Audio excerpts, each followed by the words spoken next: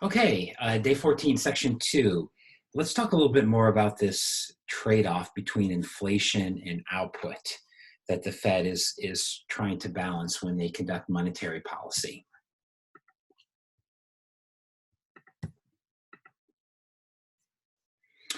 So what if the Fed tries to cut interest rates too much and increase output too much, right? What happens if the Fed spends too much time and energy trying to stimulate the economy without thinking about inflation?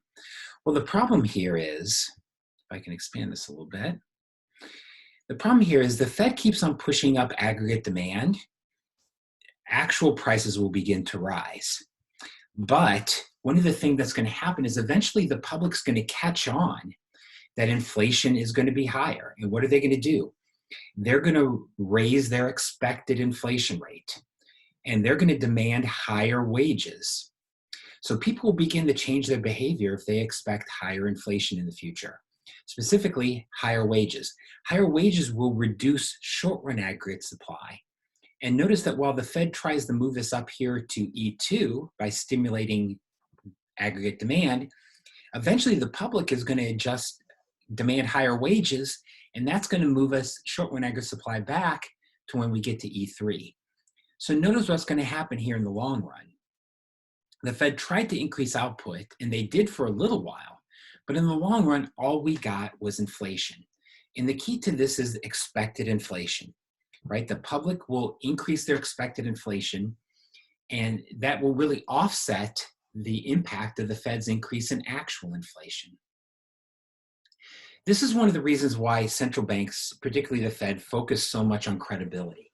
They want the public's expected inflation rate to be low. They want the public to believe that they are committed to low inflation, in part because they are committed to low inflation, but also because it actually gives the Fed more ability to stimulate output if they need to, right?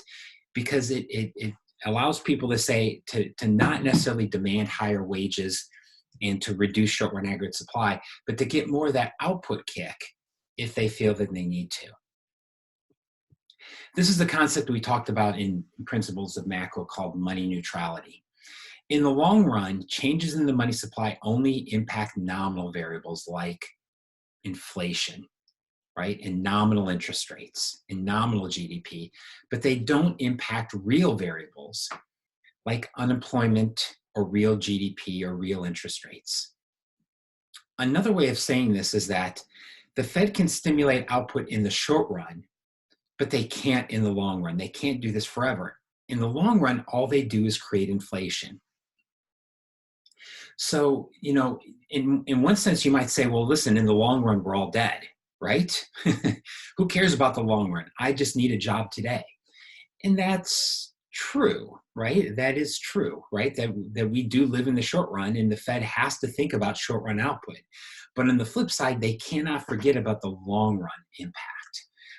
That sustained inflation is always a monetary phenomenon. Policymakers know this, that when we get high inflation, it's always because of central bank policy, because the central bank has created too high of inflation. Why exactly do central banks create too high of inflation? There's really two reasons why central banks let inflation get out of control. The first is trying to focus too much on output, trying to target output too high. So let's look at an example here. This is a bit of a complicated example, but let's say that the Fed sets a target up here at YT, which is this dotted line, when in fact, potential output is down here at the blue line. So what the Fed is going to try to do here is keep output above where potential output is, where our long run level of output. What's the Fed going to do? They're going to increase aggregate demand. But of course, what's the public going to do over time? They're going to catch on that aggregate demand has gone up, and they're going to increase their expected inflation rate. And so we'll go back here to potential output. What does that require the Fed to do? To increase aggregate demand again. So we move out here to 3 prime. But then what's the public going to do? Raise their expected inflation rate. And we go back to 3. And the longer this goes on, we just kind of keep on zigzagging back and forth where the Fed's able to keep output a little bit higher, but what's the cost? More and more inflation, more and more inflation. This is a big mistake. And this is a mistake that the Federal Reserve made in the 1970s when the supply shocks of oil, right? So in the 1970s, we had three times when the price of oil basically doubled. And those supply shocks significantly reduced potential output. But the Fed didn't think so. The Fed tried to keep potential output up here when in fact it had fallen below. What did the Fed do? They kept on increasing aggregate demand over and over and over again, and it led to accelerating inflation, right? In some sense, I think this is really what President Trump wants, right? He can never get enough output. He thinks every cent of GDP that the Fed can squeeze out of the economy is a good thing. Of course, he's not thinking about the long run consequences of this, right? That what happens if the Fed loses credibility and people begin to expect higher inflation is that you won't get any higher output. You'll just get more inflation, right? How long would this process take?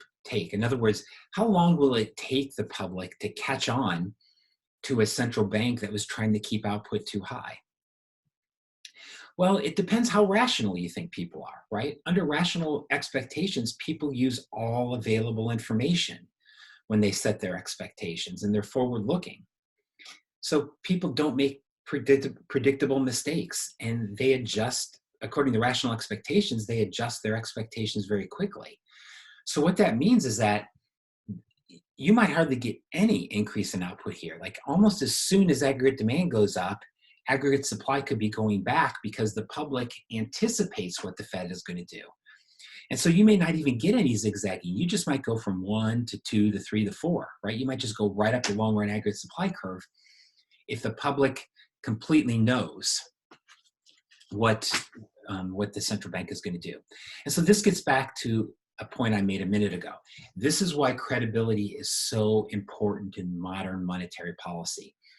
Central banks want to keep expected inflation low, right? Keep expected inflation low so that inflation doesn't begin to creep up on them, right? And that's the way to keep inflation low is to keep expected inflation low. And how do you keep expected inflation low? Be credible. Have the markets believe that you're committed to low inflation, right? When driven by monetary policy, notice that there's this trade-off between inflation and unemployment. When inflation goes up, unemployment goes down, and vice versa. And you can see here in the 1960s, this relationship is called the Phillips curve, right? That when inflation goes up, unemployment goes down because the Fed is increasing the aggregate demand curve. Notice here how the Fed fell into this trap often during the 1950s and 60s of trying to keep unemployment low, but pushing up inflation. Since that time, this relationship has fallen apart. And why this relationship has fallen apart, I think, is kind of a complicated discussion. But I'll say in part because the Federal Reserve has done much, much better job of just keeping inflation low, right? You notice here, outside of the 1970s when they made that big policy mistake, the Fed has really kept inflation quite low over the last 30 years. And so the Fed doesn't rely on exploiting this trade-off too much, right? In other words, the Fed doesn't try to drive up output too high at the cost of driving up inflation, right? At least not like they did in the 1970s, which is an important policy mistake. What's the other reason that some central banks drive up inflation? Well, that's when you use monetary policy to pay your bills, right? Seigniorage is a word that means basically the revenue earned by kings. And but in modern times, we use seigniorage to denote the revenue earned when central banks buy government debt. So when a government gets into a debt crisis, one of the things that they could do, as we talked about last week, is the Treasury could issue bonds and the central bank could just buy up those bonds and just extinguish the debt. In other words, they could monetize your debt, turn your debt into money. Of course, what you're really doing is you're creating an inflation tax, because if you print up too much money and the money supply begins to increase too rapidly, you're going to get inflation, right? You are definitely going to get inflation.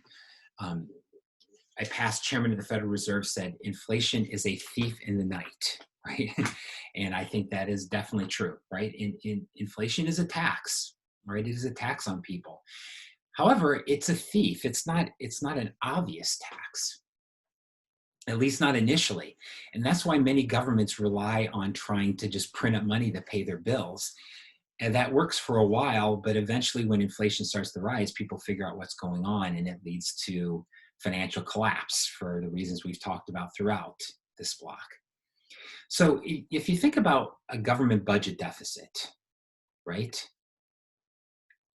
Here's the government spending, government purchases, and then all the transfer payments that they make, and you subtract out taxes. How do they pay for this deficit, right? So here's the amount they borrow, their total spending minus the taxes.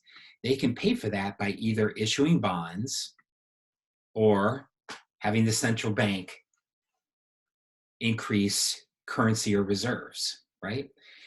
So for governments who find it impossible to get the public to hold their bonds anymore, right, because of maybe a sovereign debt crisis, the only option is for the central bank to increase the monetary base. And that eventually is going to lead to inflation. So one of the things that's very clear is that countries that have hyperinflations, very, very high inflation rates, almost always associated with debt crises, right? So the first cause of inflation we talked about, which is setting inflation targets too high, that can lead to high inflation, but it's unlikely to lead to hyperinflation. Hyperinflation is almost always associated with a debt crisis, not being able to pay your bills. So in 2009, I was in Zimbabwe. Zimbabwe had a 100% a day inflation problem, right? If you actually calculate that out, it's like something like I can't even remember. It's like a 1 with 19 zeros behind it, annual inflation rate, okay? Inflation was out of control. It cost me $50 billion to ride the bus in Zimbabwe.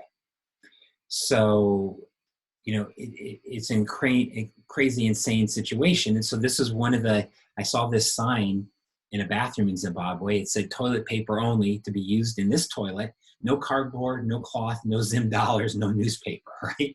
The money had become so worthless that it was essentially not as valuable as toilet paper, right?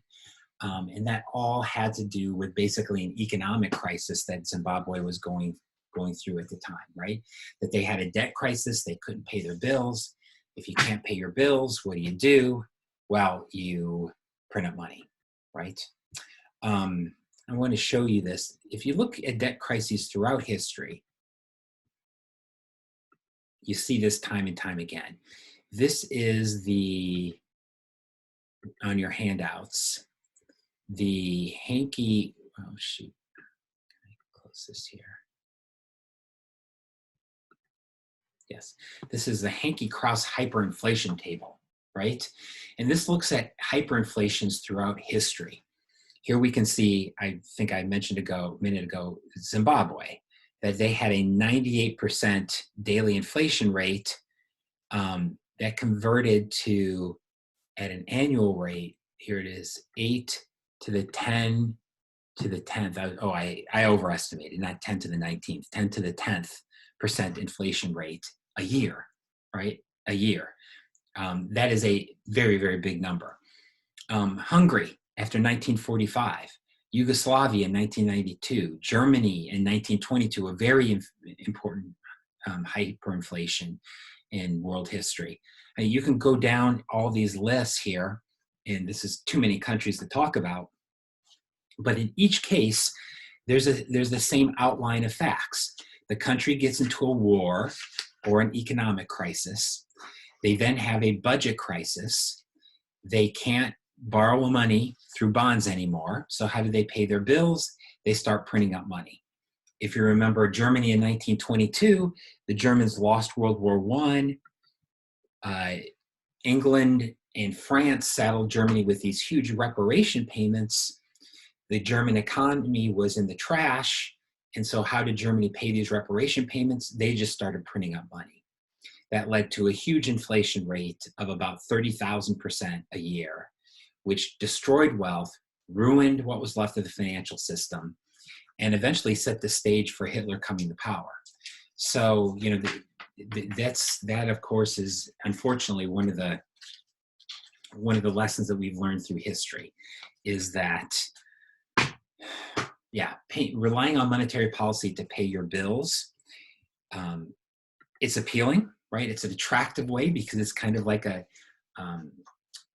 sneaky way of paying your bills, right? Inflation is the thief in the night, but ultimately it's going to catch up with you, right? And so we see this time and time again, that countries that print up too much money get inflation. And just to show you a couple of pictures from figure 19 in your book, this is looking in the US, inflation and money growth by decade. And we can see that the decades where money growth was lower, we had lower inflation. In decades where money growth is higher, such as the 1970s, we had much higher inflation. And then this is looking across countries, money growth rates and their inflation rates. And once again, we see the same thing. Russia has a 10% inflation rate, and they have a much higher money growth rate. Japan has low money growth rate and much lower inflation, right? So we just see this again and again. In general, why haven't we, in the US, why haven't we allowed the Federal Reserve to just pay the bills? Well, in large part because we have a functioning fiscal system, right? We have a large tax base. We have relatively low tax avoidance. We have highly developed bond markets. We haven't needed to do this. Also, the Fed is very independent, right? The Fed is able to say no when they get pressure, if they get pressure to pay the bills by printing out money. The Fed is independent enough to say no. And this is one of the reasons why central bank independence, most economists feel, is a very, very important thing. And then, of course, the U.S. is lucky that historically we've had a lot of debt tolerance, that people have been willing to buy our bonds as opposed to just having to rely on the Fed printing money. In general, across countries, we've seen much of this same effect, is that countries have learned from the mistakes of the high inflation in the 1970s. And they've learned for a couple of reasons. First, they learned that if you let inflation go up, when you bring it down, it's very costly. In 1980, the US ran a very, very severe recession in an effort to get inflation down. So how do you drive down inflation? The Fed has to cut aggregate demand, but that's going to cause you to reduce output below potential output.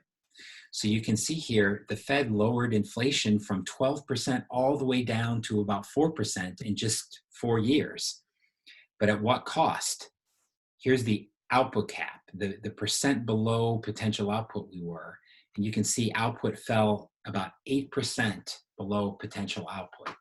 So very costly, right? And if you add it up for the 3 years, it was 18% of 1 year's GDP was lost, about $3 trillion.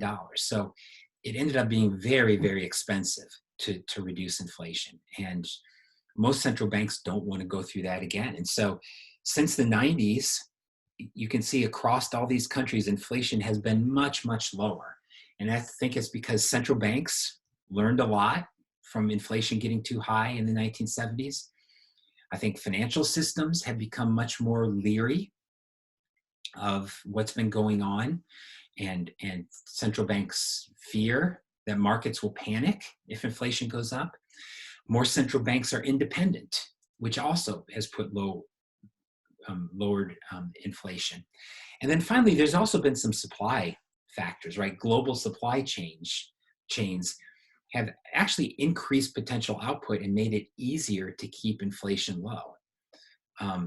How the pandemic impacts this is a really interesting question, because a lot of these global supply chains are going to break down because of the pandemic. We're seeing that already. But the good news for the last few years is that we've definitely seen much lower inflation because central banks have been just very vigilant here. And if we look into the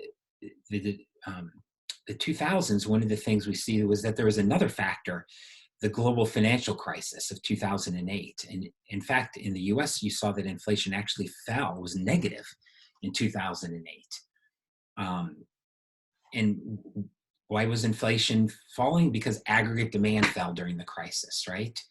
Also, interest rates went to the zero as the Fed tried to fight off the recession. And so, what's going to happen to inflation during the pandemic? It's almost certainly going to go down because we have such a big fall in aggregate demand.